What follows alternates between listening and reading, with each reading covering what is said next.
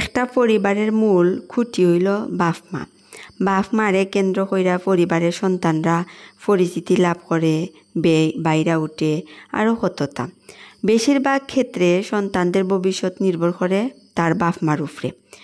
মায়ের কাছে যেমন সন্তানদের প্রথম বলি শিক্ষা হয়, তেমনি বাপের কাছে শুরু হয় সন্তানদের হাতে করি, মানে বাপে দইরা দইরা সব কিছু শিখায়।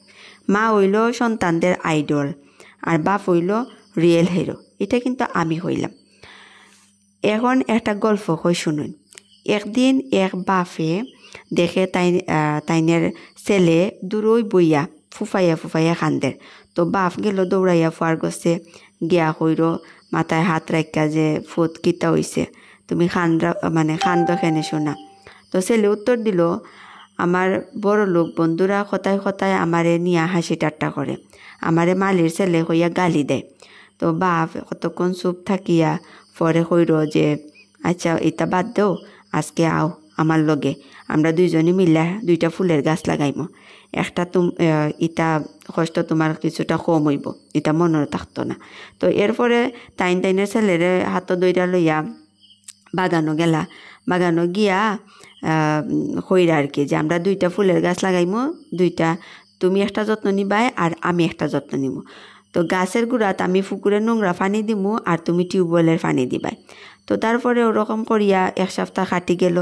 তো ছেলেরে লইয়া তাই যখন 1 সপ্তাহ পরে আবার বাগানো প্রবেশ করলা, তো ছেলে দীক্ষা তো অবাক। তারটার চাইতে তার বাপের ফুলের গাছটা বেশি সতেজ আর স্বাস্থ্যকর হয়েছে। তো এটা কিলা সম্ভব?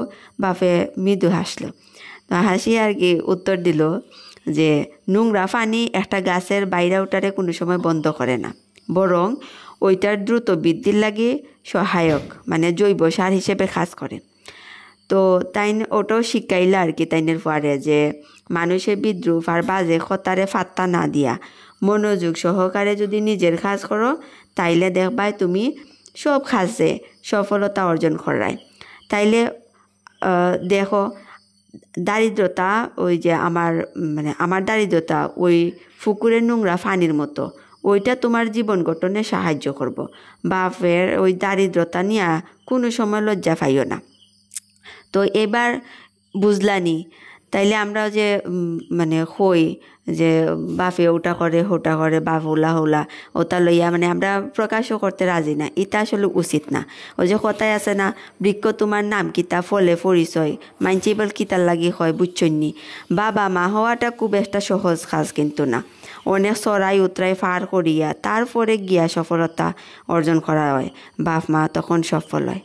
এটাই হইল আজকে আমার মূল থিম। ধন্যবাদ সবাইরে।